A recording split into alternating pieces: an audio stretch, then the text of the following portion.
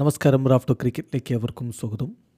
Champions trophy മത്സരങ്ങൾ നാളെ ആരംഭിക്കുന്നു. നാളെ പാകിസ്ഥാനും ന്യൂസിലാൻഡും തമ്മിലാണ് ഉദ്ഘാടന മത്സരത്തിൽ ഏറ്റുമുട്ടുന്നത്. ചാമ്പ്യൻസ് ട്രോഫിക്ക് മുന്നോടിയായിട്ട് ഓരോ ടീമിനെയും വിശദമായി വിലയിരുത്തുന്ന നമ്മുടെ video series team preview video series പുരോഗമിക്കുകയാണ്. 5ാമത്തെ എപ്പിസോഡിലേക്കാണ് നമ്മൾ കിടക്കുന്നത്. ഈ എപ്പിസോഡിൽ നമ്മൾ സംസാരിക്കുന്നത് ഇംഗ്ലീഷ് ടീമിനെ കുറിച്ചാണ്. ഇംഗ്ലണ്ടിനെ കുറിച്ച് ഏതാണ്ടൊരു ധാരണ ഇപ്പോൾ നമുക്കെല്ലാവർക്കും ഉണ്ട്. കാരണം ഇന്ത്യയോടാണല്ലോ അവർ ഏറ്റവും ഒടുവിൽ സീരീസ് കളിച്ചത്. എല്ലാ കളിയും പൊട്ടി നിൽപ്പാണ്. അപ്പോൾ അവരുടെ ടീം എന്താണെന്നും ടീമിൻ്റെ സ്ട്രെങ്ത് എന്താണെന്നും ഒക്കെ നമുക്ക് നല്ല ധാരണയുള്ളതാണ്. നമ്മളൊന്ന് പരിശോധിക്കുകയാണ് എങ്ങനെയാണ് അവരുടെ കാര്യങ്ങളെന്ന്. നമുക്കറിയാം 2019 50 ഓവർ വേൾഡ് കപ്പ് വിജയത്തിന് ശേഷം ഇംഗ്ലീഷ് ടീമിൻ്റെ വൺ ഡേയിലെ പെർഫോമൻസ് താഴോട്ടാണ്. ആ 50 ഓവർ വേൾഡ് കപ്പ് എങ്ങനെയാണ് വിജയിച്ചത് എന്നുള്ളത് ഞാനിനി വിശദീകരിക്കേണ്ട കാര്യമില്ലല്ലോ. 2023 ഏകദിന വേൾഡ് കപ്പിനായിട്ട് ഇന്ത്യയിലേക്ക് അവരെത്തിയത് വലിയ പ്രതീക്ഷയോടുകൂടി വമ്പൻ ടീമായിട്ടൊക്കെയാണ്. പക്ഷെ സംഭവിച്ചത് എന്താണ് എന്നെല്ലാവർക്കും അറിയാം. വല്ല വിധേനയും ചാമ്പ്യൻസ് ട്രോഫിക്കുള്ള യോഗ്യത അവിടെ നിന്ന് അങ്ങ് കിട്ടിപ്പോവുകയായിരുന്നു. പിന്നെ ടീമിൽ വലിയ മാറ്റങ്ങളൊക്കെ വരുത്താൻ വേണ്ടി അവർ ശ്രമിച്ചെങ്കിലും ഇപ്പോൾ പാകിസ്ഥാനിലേക്ക് ഈ ചാമ്പ്യൻസ് ട്രോഫിക്കായിട്ട് എത്തുമ്പോൾ അവരുടെ ടീമിൽ പഴയ പല താരങ്ങളും ഇപ്പോഴും ഉണ്ട്. ഒന്ന് ജോ റൂട്ടാണ്. ജോ റൂട്ടിൻ്റെ കാര്യം നമുക്കറിയാം. 2023 നവംബറിന് ശേഷം അദ്ദേഹം പിന്നെ ഏകദിന മത്സരങ്ങൾ കളിച്ചിട്ടുണ്ടായിരുന്നില്ല. പിന്നെ ഈ ഫെബ്രുവരിയിൽ ഈ ഒരു സമയം വരെ ഇന്ത്യക്കെതിരെയുള്ള ഏകദിന ക്രിക്കറ്റിലാണ് സീരീസിലാണ് അദ്ദേഹം തിരികെ വരുന്നത്. അപ്പോൾ ഏതാണ്ട് 2 വർഷക്കാലത്തോളം പുറത്തിരുന്നത് ശേഷമാണ് അദ്ദേഹം ഏകദിനം കളിക്കാൻ വേണ്ടി എത്തിയത് എന്ന കാര്യം ഓർക്കുക. കൂടാതെ ജോസ് ബട്ട്ലർ അന്ന് 2023 വേൾഡ് കപ്പ് കളിച്ച ആളാണ്. പിന്നെ 2019 വേൾഡ് കപ്പ് കളിച്ച താരങ്ങളൊക്കെ ഉണ്ട്, ഇപ്പോഴും സ്ക്വാഡിലുണ്ട് ചിലരൊക്കെ. ഏതായാലും Jofra Archer, Adil Rashid, Mark Wood, പഴയ താരങ്ങളെ ഒക്കെ തന്നെ ഇപ്പോഴും അവരുടെ സ്ക്വാഡിലുണ്ട് എന്നർത്ഥം. കുറച്ച് പുതിയ താരങ്ങളെ മിക്സ് ചെയ്തു എന്നത് മാത്രമേ ഉള്ളൂ. അവരുടെ അപ്രോച്ച് വളരെ അഗ്രസീവായിട്ടുള്ള അപ്രോച്ചാണെന്നൊക്കെയാണ് വെപ്പ്. പക്ഷേ ഇവിടെ നമ്മുടെ സബ് കോണ്ടിനെൻറ്റിൽ അവരുടെ ബൗളിംഗ് എത്രത്തോളം ഫലപ്രദമാകും എന്നൊരു ചോദ്യമുണ്ട്. ഏതായാലും അവരുടെ ഓപ്പണൻസിനെ നമ്മൾ നോക്കിയാൽ ഇന്ത്യയുടെ ഗ്രൂപ്പിലല്ല ഇംഗ്ലണ്ട് ഉള്ളത്.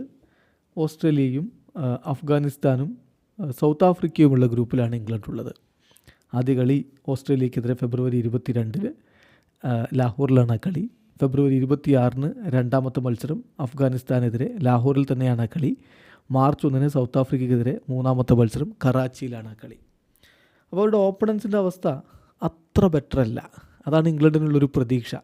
സൗത്ത് ആഫ്രിക്ക ഇപ്പോൾ അവസാനമായി കളിച്ച 6 ഏകദിനങ്ങളും തോറ്റിരിക്കുകയാണ്. കഴിഞ്ഞ വേൾഡ് കപ്പിന് ശേഷം സൗത്ത് ആഫ്രിക്ക ഏകദിനത്തിൽ മികവ് കാണിച്ചിട്ടേയില്ല. അതാണ് യാഥാർത്ഥ്യം. ഓസ്ട്രേലിയ അവരുടെ പ്രധാനപ്പെട്ട 5 താരങ്ങളില്ലാതെയാണ് ഈ ചാമ്പ്യൻസ് ട്രോഫി കളിക്കാൻ വേണ്ടി വരുന്നത്. ഏറ്റവും ഒടുവിൽ അവർ കളിച്ച 2 ഏകദിന മത്സരങ്ങളുടെ പരമ്പര ശ്രീലങ്കയ്ക്കെതിരെ. ശ്രീലങ്ക ഈ ചാമ്പ്യൻസ് ട്രോഫിക്ക് യോഗ്യത പോലും ഇല്ലാത്ത ടീമാണ്. അവരോട് 200 റൺസ് പോലും അടിക്കാൻ പറ്റാതെ തകരുന്ന ഓസ്ട്രേലിയയാണ് നമ്മൾ കണ്ടത്. പിന്നെ അഫ്ഗാനാണ് ഒരല്പം മികവ് ഈ ഒരു കാലയളവിൽ കാണിച്ചിട്ടുള്ളത്. എങ്കിലും അഫ്ഗാനെ വീഴ്ത്താമെന്ന പ്രതീക്ഷ ഇംഗ്ലണ്ടിനും ഉണ്ടാവും. അപ്പോൾ സെമി ഫൈനലിലേക്ക് എത്തുക എന്നുള്ളത് ഒരല്പം ആഞ്ഞ് കളിച്ചാൽ അവർക്ക് സാധ്യമാവും. പിന്നീട് മുന്നോട്ട് പോകുമോ എന്നുള്ളത് കണ്ടറിയുകയും വേണം. അപ്പോൾ ഇവിടെ UK കുറേ പൊളിറ്റീഷ്യൻസൊക്കെ അഫ്ഗാനെതിരെ കളിക്കരുത്, ആ കളി ബോയ്ക്കോട്ട് ചെയ്യണം എന്നൊക്കെ ആവശ്യപ്പെട്ടിരുന്നു. പക്ഷേ ECB അത് റിജക്റ്റ് ചെയ്യുകയായിരുന്നു. അവർ കളിക്കാൻ വേണ്ടി തീരുമാനിക്കുകയാണ്. അപ്പോൾ അതുകൊണ്ട് ആ കളിക്ക് ആ തലത്തിലുള്ള ഒരു ശ്രദ്ധ കൂടി ലഭിക്കും. എന്തായാലും ഇംഗ്ലണ്ടിനെ സംബന്ധിച്ചിടത്തോളം അവരുടെ 11 നമ്മൾ നോക്കിയാൽ ഇപ്പോഴും വെടിക്കെട്ടിന് കപ്പാസിറ്റിയുള്ള ടീം തന്നെയാണ്. ബൗളിങ്ങിലാണ് ചില സംശയങ്ങളുള്ളത് എന്നർത്ഥം. ഫിൽ സാൾട്ടും ബെൻ ഡക്കറ്റും ചേർന്നുള്ള ഓപ്പണിംഗ് കൂട്ടുകെട്ട്.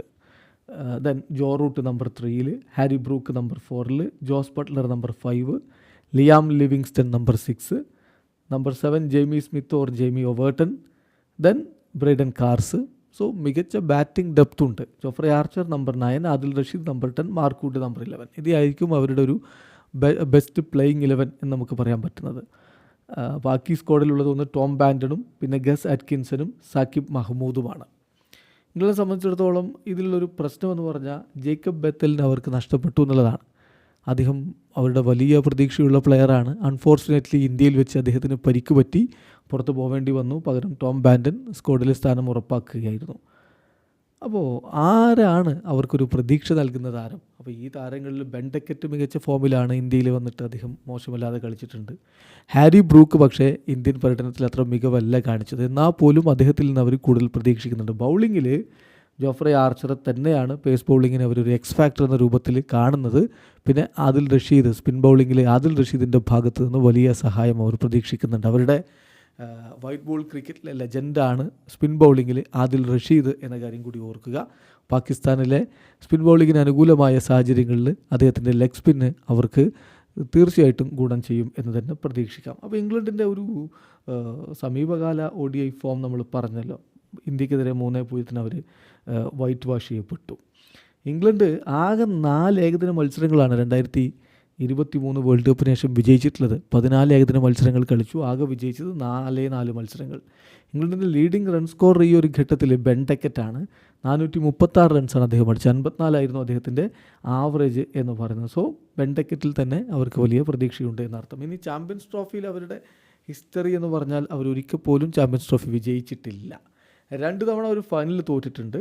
അത് രണ്ടും അവരുടെ ഹോം സോയിലാണ്, 2004-ലും 2013-ലും. അതുപോലെ തന്നെ സെമി ഫൈനലിൽ 2 തവണ അവർ പുറത്തു പോയിട്ടുണ്ട്.